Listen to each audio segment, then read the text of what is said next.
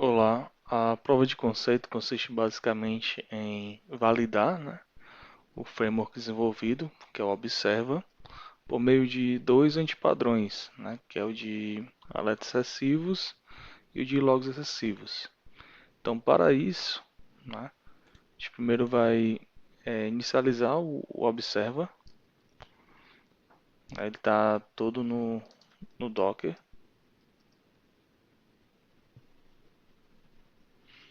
Aqui eu já tenho algumas estruturas que já são pré-definidas, né, como eu expliquei durante a tese.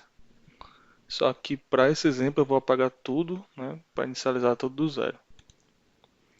Então, ele roda aqui na porta 8000, certo?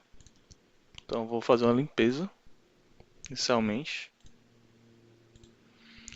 E agora não temos nenhuma fonte de dados e nenhum antipadrão, né, para detecção. Então a primeira coisa é adicionar as fontes. Então eu vou adicionar o de alertas. Então eu vou dar o nome dele de alertas.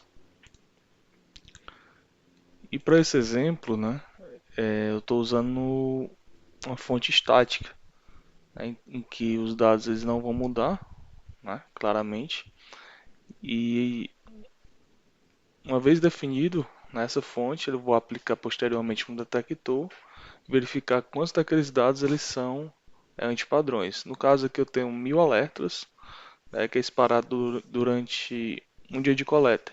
Então a ideia é simular um ambiente, né, de uma aplicação em que ela diariamente está enviando aquela quantidade de alertas. Então vou adicionar.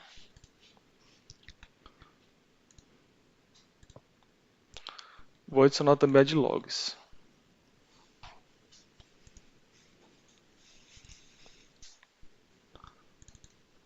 A ideia dos logs também é em 1000 logs, né? Verificar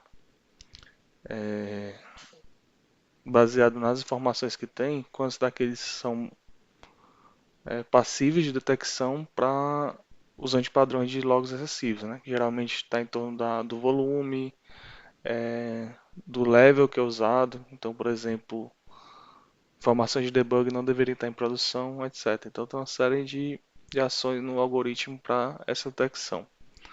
E aqui também são 1000 itens. Então, ambas estão adicionadas. E agora eu vou adicionar os detectores, né? A ideia dos detectores, né, até para exemplificar a independência tecnológica, é que um dos detectores, no caso de alertas, né, ele usa a plataforma Python, né, usando aí a tecnologia do Flask, para que é uma aplicação web, né, que expõe um serviço de detecção. E o de logs é um serviço Java usando o Spring Boot, né, justamente para mostrar que o Observa ele consegue se adaptar para qualquer tipo de tecnologia, claramente contanto que esses detectores eles exponham, né, uma API para que eu consiga chegar nesse serviço de detecção. Então vamos aqui para o primeiro.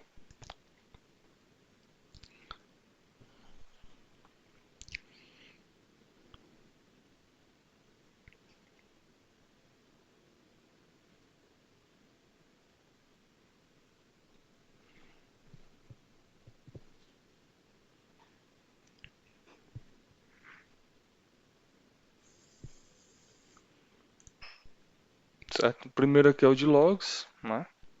Então, como eu falei, ele é um serviço em que eu tenho que ter um método para ele. No caso, como pré-requisito, né, tem que ser um método post, que ele recebe os dados, no caso são JSON, e aplica um algoritmo de detecção. Aí tem alguns algoritmos aqui, né? Tanto voltado à parte de volumes, então se atingir até 1K, né, por segundo, ele marcaria, ou então se as mensagens estiverem repetidas, né, um total aí de 5 por minuto, se elas forem repetidas 5 mensagens em um minuto, forem exatamente as mesmas, também baseado nos níveis ali de é o mesmo serviço, né, é o mesmo level e a mesma mensagem, ou então se o level for de debug, né? ou de trace. Então, qualquer um dos dois levels também é detectado como um antipadrão. E para cada um dos itens, que basicamente é um array de itens, eu tenho uma classificação, né, que eu vou aplicar. Então, se for de volumes, tanto marco como detectado, como razão para isso. Se for por repetição, da mesma forma, né, detecto e digo por quê. Se for por level, marco como detectado, também digo por quê. Isso se estende por todo o serviço, né, para a ideia do observer. Então vamos aqui executar.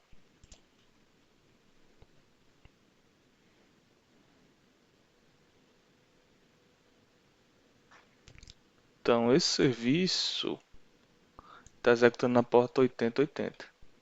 Então vou primeiro agora saber meu IP, porque como o observer está rodando em Docker, né, preciso poder acessar esse endpoint do serviço. Então, uma vez que copiei o IP, agora eu vou colocar aqui o nome do antipadrão, logs excessive. Vou dar o nome para esse detector, logs detector, e a API. Né? Então, http o IP, a porta e o endpoint aqui da API, né? Então, detector. Pronto, então essa é a construção dele. Então, vou adicionar. Então, eu vim aqui agora, já tem o antipadrão e o detector. Então vamos primeiro executar ele. Então escolhi aqui o detector, escolhi a fonte de dados. Agora eu vou fazer a execução. Então essa primeira parte é fazer a execução direta, né? Inclusive ele passa a ideia de N fontes para M detectores, então poderia fazer comparações. Então posso ter uma fonte e aplicar em vários detectores, claramente tem que ser do mesmo sentido, né? Se é de logs, detector de logs. Como também eu posso ter várias fontes para um detector, né? E a ideia é que isso aí sirva como uma espécie de benchmark, porque o observa ele já coleta, por exemplo, o tempo que demora essas execuções, bem como a efetividade, né? Então, eu consigo comparar os em diferentes algoritmos. Mas enfim, então o resultado seria o quê? O nome do antipadrão, a fonte, o nome do detector, quantos elementos são analisados, como eu falei anteriormente, a gente tinha 1000 elementos. Desses 1000 elementos, o algoritmo, do jeito que ele está montado, ele classificou 586 como antipadrões. E aqui foi o tempo que demorou para fazer essa execução. Então, se eu aplicar aqui em Show Details, eu consigo ver o level, né, do log, a mensagem do log, o serviço que gerou aquele log, bem como a requisição, a identificação dele que gerou aquilo e o instante. E essa parte está relacionada ao próprio Observe em si. Daqui para cá, essa parte esquerda, é os dados que foram submetidos. E aqui essa parte à direita são o que o Observer gerou, certo? Então, todos esses aqui ele classificou como detectado e a razão por qual aconteceu isso, né? Então, é o volume que era muito extenso, uma quantidade muito curta de tempo. Se a gente verificar aqui,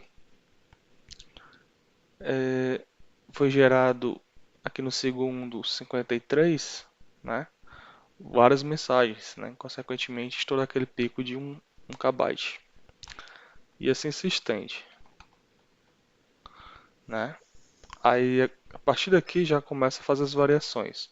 Aí esse foi baseado no level, esses outros, né? Baseado aqui tanto na parte de level, né? Como também na parte de debug. Aqui depende da ordem com que eu fui aplicando o algoritmo lá. Então ele primeiro passa a parte de repetição porque tinham informações com essas características que foram repetidas, mas claramente que também dá para adicionar mais uma opção aqui de level. Só para exemplificar, esse aqui de info, né? que eu botei ele mais no final. Teria que ter pelo menos aqui 5 mensagens que tem essa mesma classificação para esse mesmo serviço. E elas têm que estar em até 1 minuto. Então, estão todas aí. Ó, todas no 1 minuto e 50. E é isso. Essa parte de logs. Na parte aqui de histórico, né, que é previsto no Observer, eu consigo escolher qual foi a fonte, né, bem como o detector associado a ele. E coloco aqui um range, né, do período em que eu quero ser notificado, né, na verdade visualizado, de todas as execuções que foram realizadas dessa fonte para esse detector. Então se eu colocar aqui o tempo.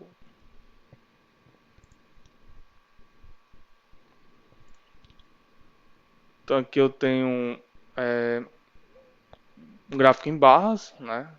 Quanto mais execuções, mais barras aparecem. E em verde é todos os itens que não foram detectados como antipadrão e em vermelho todos que foram detectados. Se eu clicar, eu tenho a mesma visão, né, da aba anterior, com nome do antipadrão, fonte, detector, quantidade de itens que tinha, quantidade detectada e o tempo de execução. Aí se eu clicar aqui, eu tenho a mesma visão. Se eu fizer uma outra execução, perceba que mudou aqui o tempo de execução. Então eu vou vir aqui no histórico. No lugar de uma barra, agora tem duas, que são das duas execuções que eu fiz. Consequentemente, eu consigo saber, né, e analisar no tempo, né, o que está acontecendo ali dentro da minha aplicação para saber, né, se teve uma mudança de comportamento, né, se, se as fontes estão mudando, se o detector está fazendo, né, as operações de maneira correta. Claramente aqui, como são dados estáticos, né, ele mostra a mesma coisa, mas se tivessem dados diferentes, ele ia fazendo a variação tanto aqui em tamanho como em quantidade de o que é detectado e o que não é detectado. E assim eu posso olhar os detalhes, né, de cada um das fontes. Agora eu vou fazer o prato de alertas. Né? O de alertas eu já tenho uma fonte e eu vou adicionar um novo detector. Então o novo detector ele está aqui.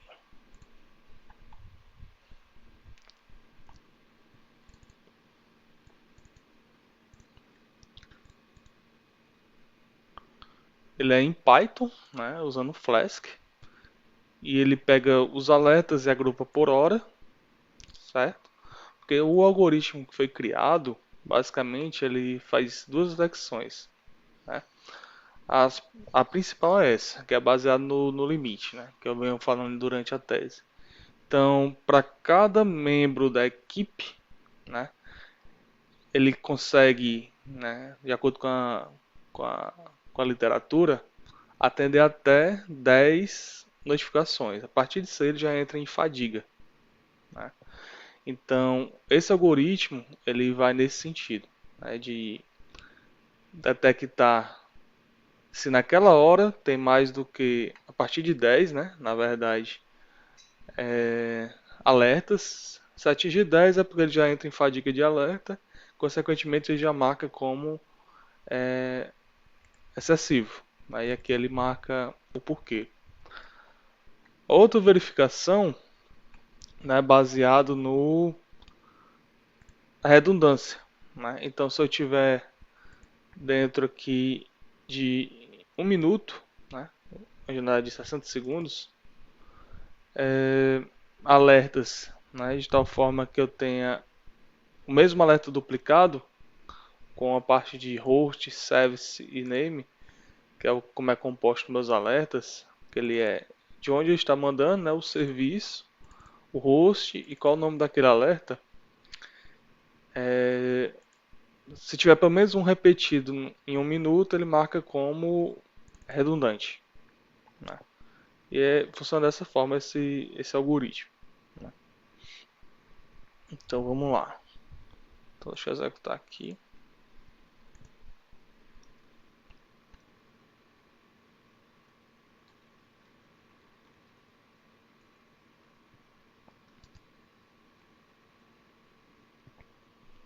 Então está executando a porta 5001. Então aqui, alerts.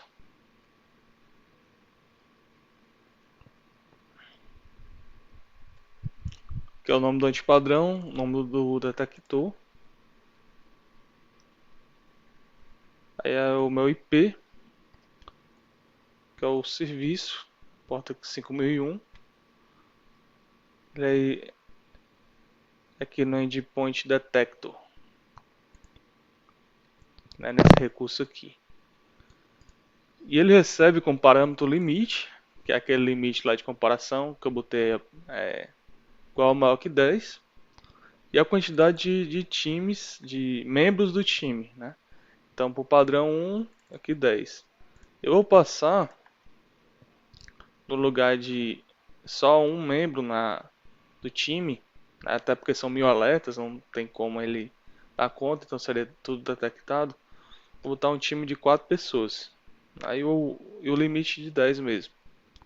Então, adicionei. Então, claramente que do jeito que está feito aqui, pelo menos desse algoritmo, é como se tivessem equipes 24 horas trabalhando, né? Contanto que tenham sempre 4 membros nesse período de 24 horas. Né? Então sempre tem 4 membros ativos trabalhando para dar conta de receber todas as notificações da empresa.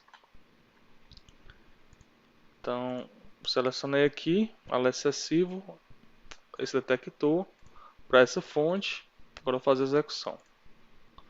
Então foi a execução, está aqui o nome do antipadrão, nome da fonte, nome do detector, foram 1000 alertas e detectou 766 como antipadrões. E esse tempo de execução. Então se eu abrir aqui, perceba que ele agrupou aqui por hora.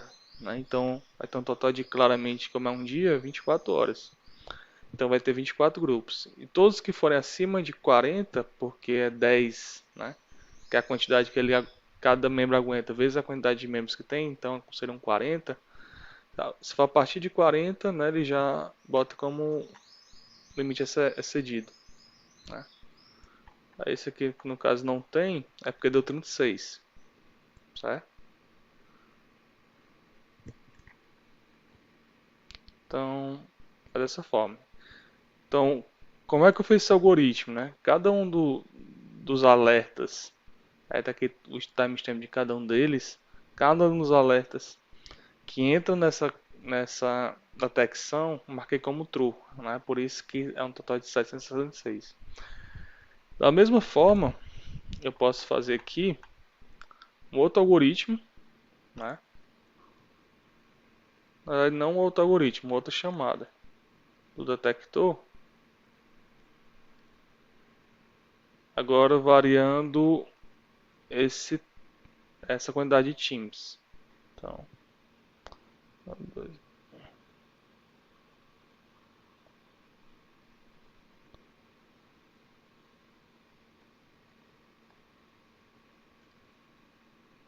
se eu colocar para 5 membros,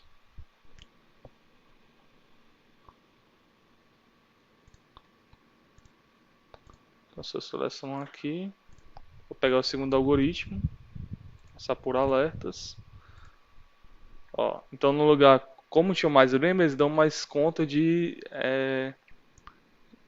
resolver as notificações dos alertas. Né? Então, consequentemente, cai a quantidade de detecções.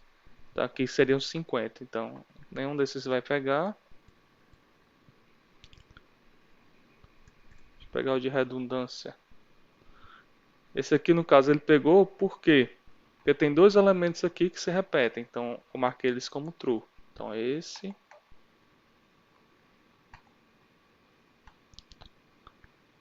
o outro e esse. Então, eles são completamente iguais.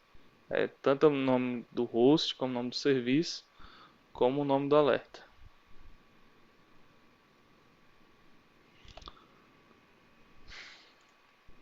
E é isso. Aí se eu puxar o histórico,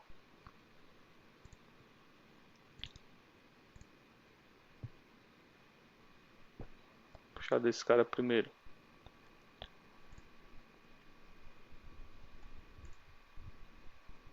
Tá, ó, passaram 943 e 57 foi detectado. Se eu clicar, ela tem a mesma visão. E é isso.